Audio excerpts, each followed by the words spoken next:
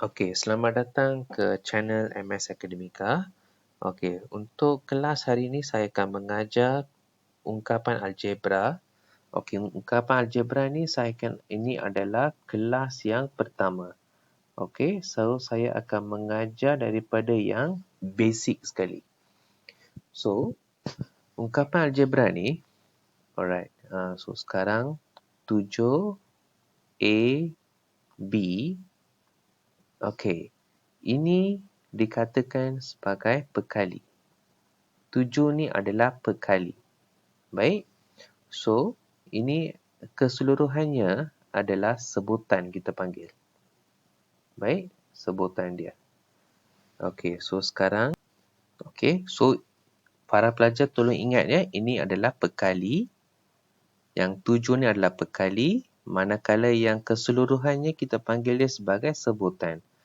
Okey, lepas adik-adik dah faham ni, kita akan ke step yang seterusnya. Okey, kita akan mulakan dengan A tambah dengan A. Dia akan menjadi proses penambahan macam biasa. 1 tambah 1 dia akan jadi 2A dekat sini. Okey, kalau contoh kita ada 3A tambah dengan 4A, dia akan jadi 7A. Dia hanya akan mengikut nombor depan ni. Okey? Okey. Jika saya menggunakan nombor negatif seperti negatif 7A tambah dengan 5A, hanya mengambil kira negatif 7 ni tambah dengan 5. So, kita akan dapat negatif 2A. Alright? Okey, so saya akan bagi contoh yang berlainan pula. Okey, kalau 1A tambah dengan 1A, lepas tu saya akan tambah dengan 2A. Okey, yang ni merupakan proses penambahan yang macam biasa. 1 tambah 1 tambah 2, kita akan dapat 4A. Okey, so sekarang saya akan tukar dia algebra. So, 5A tambah dengan 6B sekarang. Okey, ini adalah A, ini adalah B. So, kalau algebra dia tidak sama, baik, algebra dia tidak sama, maksudnya tiada proses penambahan dan juga penolakan. Maksudnya, jawapan bagi hasil penambahan ini adalah sama. Maksudnya, jawapannya adalah 5A tambah dengan 6B. Baik.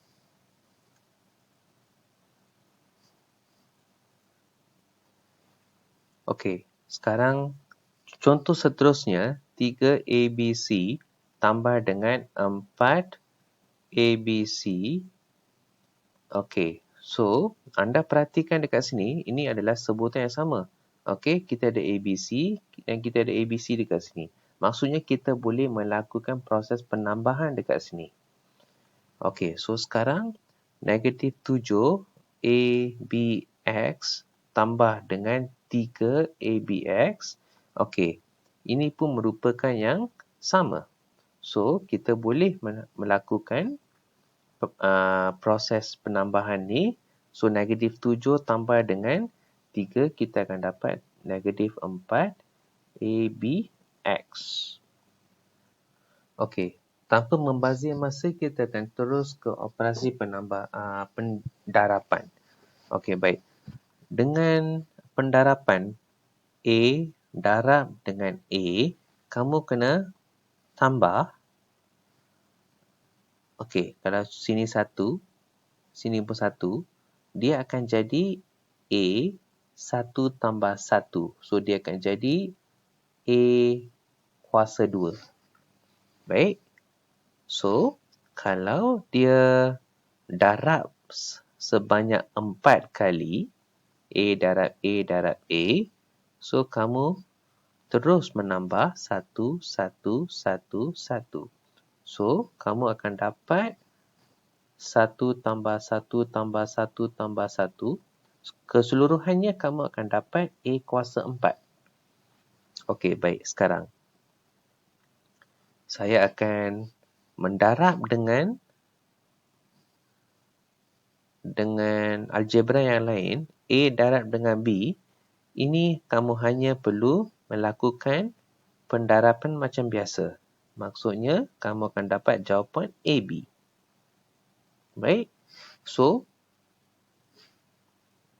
dua contoh yang pertama ni hanya untuk sebutan yang sama. Maksudnya A dengan A. Baik, kamu akan dapat A kuasa 2 dengan ini ialah A kuasa 4. Alright. Okey.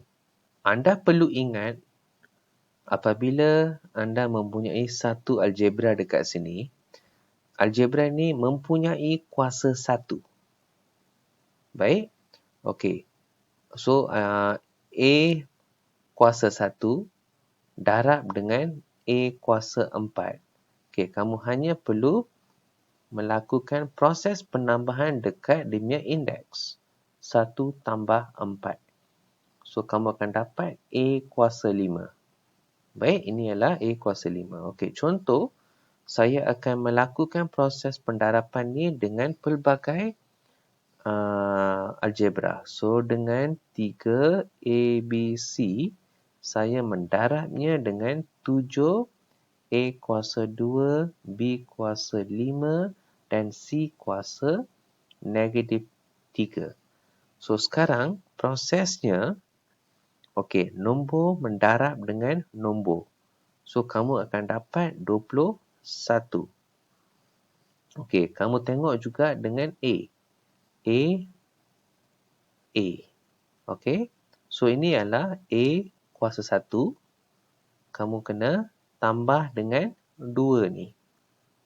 Okey, so, lepas tu kita akan perhatikan dengan dia punya B. Okey, B ini adalah kuasa 1 tambah dengan 5. Baik, sekarang kita pergi pada C pula. Okey, C 1 disebabkan dia adalah mendarab. Okey, proses darab kita akan letak dekat sini tambah dengan negatif 3 ni. So, make sure kamu letak bracket ni. Okey, ini yang penting. So, 21 A kuasa 3. Ini adalah B kuasa 6. Manakala C ni adalah kuasa 1. Dia akan jadi 1 tolak 3. Sebab positif darab dengan negatif ni, baik, dia akan menjadi negatif jawapan dia. So, ini akan jadi 1 tolak 3. Kamu akan dapat dekat sini negatif 2. Okey. Yang ni kamu boleh permudahkan 21 A3 B kuasa 6. Okey. Yang ni pula C kuasa negatif 2 ni. Okey. Dia ada hukum indeks yang mengatakan jika ada kuasa negatif, ya. Okey. Kamu boleh pindah ke bawah dan dia akan jadi positif. So, itu yang kita akan buat dekat sini. Okey, C ni akan pindah ke bawah, dia akan jadi C kuasa 2. Baik, so ini adalah ringkasan untuk soalan ini. So, kita akan buat beberapa latihan seterusnya. Okey, daripada contoh tadi, saya ingin mengulang dia punya formula, ya. Okey, jika kamu ada A kuasa M darab dengan A kuasa dengan contoh Y. Okey, kamu kena buat A. Lepas tu kamu ambil yang kuasa ni, kamu kena tambahkan kuasa ni. Okey, manakala kalau kamu dapat bahagi, ya, A kuasa M bahagi dengan A kuasa Y. Okey, bahagi. Ini kamu kena buat proses penolakan sekarang. Baik, so ini adalah jawapan dia. Dia punya cara tanya soalan, dia akan tanya sama ada macam ni ataupun dia akan tanya A kuasa M dibahagi dengan A kuasa Y. Baik, so dia boleh tanya dua-dua cara untuk peperiksaan. Dia boleh tanya cara dengan satu dengan cara dua.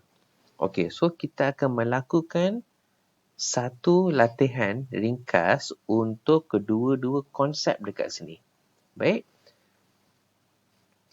Okey, contoh seterusnya adalah P6,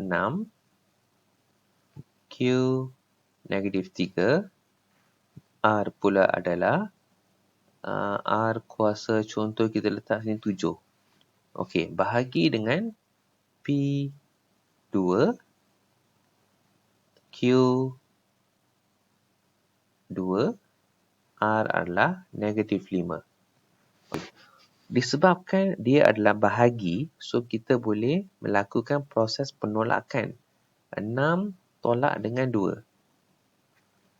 Okay, Q pula -3 tolak dengan 2. Ni. Okey. Manakala untuk R, sama je. 7 ni tolak dengan, disebabkan dia ada negatif, tolong letak bracket dekat sini. Baik, tanda kurungan. Okey, so kita akan ringkaskan sekarang. So, ini akan jadi P kuasa 4. Ni adalah Q kuasa -5. R, okey, positif, negatif, dia akan jadi positif. So, dia akan dipermudahkan 7 tambah 5. So, ini akan menjadi 12. Baik, so ini adalah jawapan. Okey, kalau kamu masih nak ringkaskan lagi, nak bagi dia cantik, okey, ada satu hukum yang saya telah mengatakan pada slide sebelum ni. Jika kamu ada Q kuasa negatif M ni, contoh, dia akan jadi 1 per A kuasa positif M. Okey, dia akan tukar. Okey, ini kamu akan belajar lebih detail dalam hukum indeks. Alright, so ini kamu boleh permudahkan P kuasa 4, R kuasa 12 bahagi Q kuasa 5. Okey, ini adalah jawapan anda. Okey, baik. Ini adalah untuk kelas yang pertama. Okey, untuk